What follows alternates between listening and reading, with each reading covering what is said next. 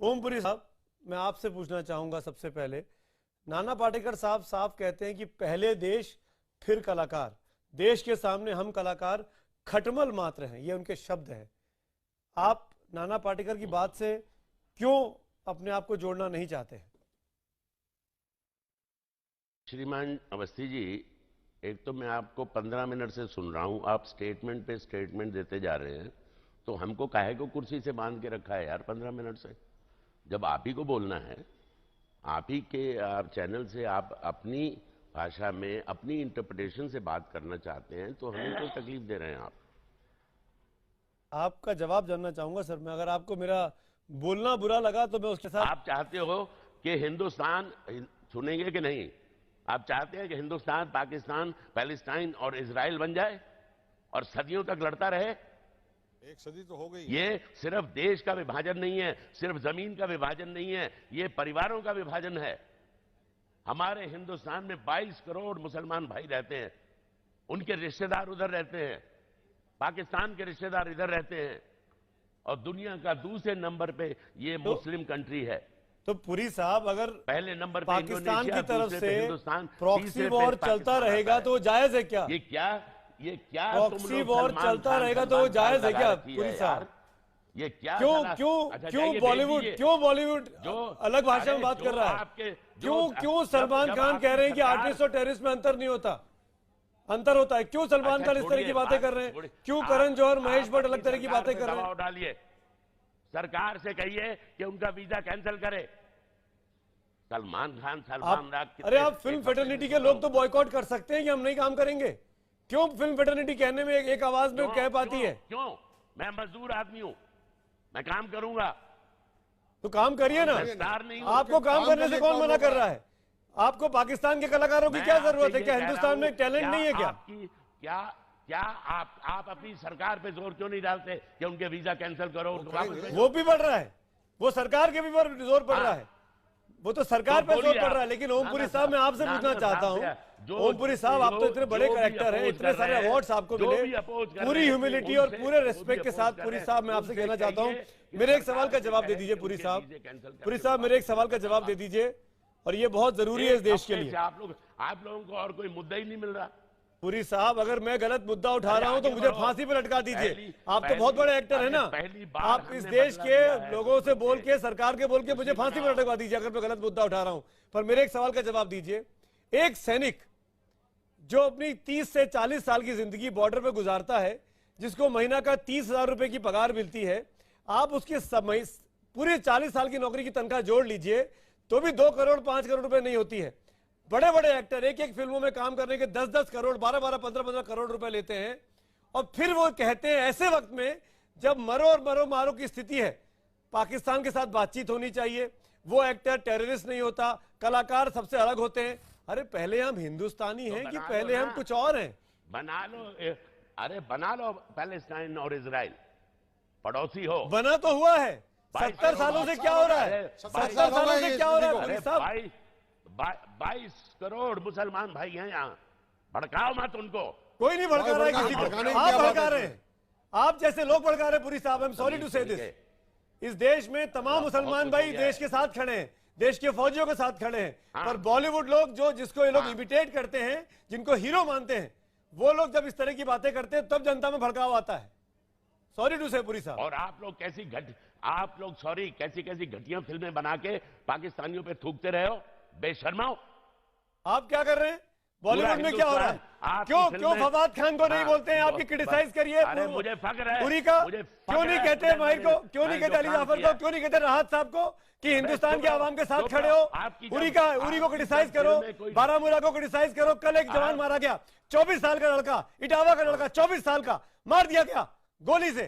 कौन जिम्मेदार है इसके लिए? हाँ, तो कौन जिम्मेदार है पुरी साहब? हमने उसको फोर्स किया था कि फौज में जाओ, तो वो कौन जाएगा? फिर आप जाएंगे? आप मेरा थापर साहब का खून खा रहे हैं आपकी बात सुन के। बड़ी आपकी इज्जत करते थे, फौज में था, बड़ी इज्जत करते थे, लेकिन ऐसी बात सुन के शर्म आती है। क्या हम हथियार रख दें? आपके कहने पे आ गया हथियार सब रख दें क्या? कहां? किसने बोला हथियार रख दें? क्या बोल रहे हैं आप? कर्नल थापर बात कर रहे हैं आपसे पुरी साहब। कर्नल थापर जिन्होंने अपना बेटा करगिल में खोया, हम सबके लिए शहीद हो गए विजय साहब। मुद्दा ही नहीं है जिसपे आप बहस कर रहे हैं पंडित जी। पुरी साहब कीजिएगा, पुरी साहब, अपनी घर की पुरी कहानी सुना रहे हो। साहब, पुरी साहब, उस बहादुर शहादत को आपने तौहीन की है कि किसने कहा था बंदूक उठाए। बताइए, ऐसे बात करेंगे आप? इतने बड़े कलाकार। ये जो आपने नाम बताए, इनमें से पूछा जाए कितने इनके रिश्तेदार फौज में थे कभी भी, ताकि वो अथॉरिटी के साथ बात तो कर सके कि जवान हथियार उठाए या ना उठाए। पुरी साहब आपसे पूछ रहे कर्नल थापर। फौज में मेरा बाप फौज में था, उसका नंबर था 195287। और उसके बाद भी आप ये बोल रहे हैं? पता नहीं, उसके बाद भी आप ये बोल रहे हैं कि उस फौजी को किसने कहा था कि शामिल हो जाए फौज में, बंदूक उठाए? वो हमारी रक्षा करने के लिए वहां पे था बीएसएफ के जवान यादव साहब। हाँ तो हम तो क्या कर रहे हैं? अरे इज्जत से बात करिए पुरी साहब, रिस्पेक्ट हिम प्लीज। हमें उन पे गर्व है। हाँ ऐसे बोलिए ना बात, ये वैसे बोलिए ना, हमें ऐसे बोलिए। अरे आप बहुत बड़े एक्टर हैं, आपके बहुत बड़े लोग फॉलोअर हैं, आपकी बातें सुनकर लोगों का दिल टूटता है। चुप रहिए आप मुझे क्यों चुप करा रहे हैं? आप अपने आप सोच के बोलिए, आप क्या सोच के बोल रहे हैं पुरी साहब? आप सोच के बोलिए आप क्या बोल रहे हैं। आप पल पल में अपना बयान बदल रहे हैं। प्लीज पुरी साहब, ये पूछ रहा हूं, आप चाहते हो कि अरे नहीं पुरी साहब, क्या बीच में टोकते हो? मैं आपसे पूछ रहा हूं, आप चाहते हो कि हिंदुस्तान और पाकिस्तान, इजराइल और पैलेस्टाइन बने? मैं बोल रहा हूं पुरी साहब, दोबारा बोलता हूं, तीसरी बार बोल रहा हूं कि इजराइल और पैलेस्टाइन बने हुए हैं। इस बात की क्या गारंटी है कि फवाद खान और ओमपुरी और मीरा खान या अमिताभ बच्चन या करण जौहर या कोई भी मिलके भारत पाकिस्तान को एक कर देंगे 70 साल पहले वाला? इन 70 सालों में क्या किया है? हम आपका 70 सालों में क्या किया है? हम आपको एक अच्छा कलाकार समझते थे, आपने तो पूरे देश की नाक बिल्कुल, हम बहुत इज्जत करते थे। इस तरह की भाषा ऐसी बात कर रहे हैं, हम लोग बहुत देर से सुन रहे हैं। आपको इस मैं बताता हूं, मैं परिचय कराता हूं। चाहिए। आप हमारे सैनिकों का अपमान कर रहे हैं। एक पाकिस्तानी कलाकार के लिए, आप एक सलमान खान के लिए जो पाकिस्तानी कलाकारों का समर्थन करता है, आप उसके साथ काम करना चाहते हैं, आप उसके साथ पैसा कमाना चाहते हैं, इसलिए पूरी फौज को, पूरी सेना को आप साबित क्या करना चाहते हैं? क्या आप अच्छे कलाकार थे, लेकिन आप एक गंदे इंसान हैं। आप जैसा घटिया इंसान हम लोगों की गर्दन को झुकाता है, हमारे सर को झुकाता है, और आप जैसे लोगों का बहिष्कार करना चाहिए। आपको अपने दिमाग का इलाज कराने की जरूरत है। आप मुसलमानों की बात करते हैं, आप फिलिस्तीन की बात करते हैं, आप इजराइल की बात करते हैं, आप समझते क्या है? अरे हिंदू और मुसलमान को झगड़ा लगाने का काम आप जैसे लोग करते हैं। आपको ये याद दिलाने की जरूरत क्यों पड़ी कि यहाँ पे 22 करोड़ मुसलमान हैं? क्या हम जानते नहीं है कि इस देश में 22 करोड़ मुसलमान हैं? और क्या हम जानते नहीं है कि इस देश के उस देश के साथ संबंध है? लेकिन उस देश के लोग आतंकवादी बन के हमारी सेना को मार रहे हैं, हमारे लोगों को मार रहे हैं, मुंबई में हमला करते हैं। आप मुंबई में रहते हैं, बोल रहे हैं, घर पे कोई बम फेंकेगा तब आपको चलेगा क्या? या तभी आपको समझ में आएगा? एक शहीद की शहादत को ओमपुरी जैसा व्यक्ति नहीं समझ सकता है तो कौन समझेगा? अरे ओमपुरी साहब, हम तो आपको संजीदा समझते थे, आपने मेरे देश की गर्दन झुका दी है। शर्म आनी चाहिए, और मुझे आगे से शर्म महसूस होगी कि ओमपुरी जैसा कलाकार मेरे शहर मुंबई में रहता है। अरे सेना को समझो, आपके तो पिता श्री सेना में थे, फिर भी आप सेना को नहीं समझ रहे हो। आप इस देश को समझना नहीं चाहते। आपने पता नहीं फिलिस्तीन और इजराइल कहां से समझ लिया है। आपको गृह युद्ध दिखाई दे रहा है, यहां देश पे हमला हो रहा है, यहां सेना पे हमला हो रहा है। आप किस तरह की बात करते हैं मिस्टर ओमपुरी साहब? आपको देश को समझने की जरूरत है, और इस तरह की नालायक सोच की मेरे देश को जरूरत नहीं है मिस्टर ओमपुरी साहब। वागीश सारस्वत एमएनएस के नेता, एक मिनट, मेरे पास और गेस्ट भी है, उनके बात करता हूं। पुरी साहब, अगर आप बोलना चाहते हैं, जवाब देना चाहते हैं वागीश सारस्वत का, तो 30 सेकंड है आपके पास।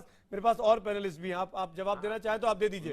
मैं 20 सेकंड में जवाब दूंगा आपको। आप यहां 10, 15, 20, 25 जितने भी हिंदुस्तानी तैयार कर सकते हैं जो अपने शरीर पे बम बांध के पाकिस्तान में जाके कुछ उड़ा फुड़ा के आए, तो उन्हें तैयार कर दीजिए। धन्यवाद, बहुत बहुत। क्या जवाब दिया पुरी साहब, क्या जवाब दिया है आपने? उनको अप्रिशिएट कर रहे हैं। क्या ओमपुरी साहब, आप उठ के जा रहे हैं डिबेट से?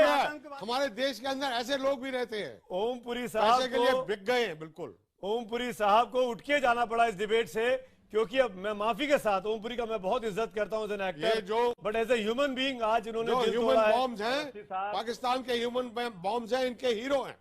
बिल्कुल वही तरीका सिखा रहे हैं। हाँ, ह्यूमन बॉम्ब बन जाइए, सुसाइड बॉम्बर बन जाइए, फिदाइन बन जाइए। ओमपुरी के शब्द IBN 7 पर इस वक्त की ये बड़ी खबर है। ओमपुरी जैसा बड़ा कलाकार फिदाइन तरीके से बात करने की बात पैरवी करता है।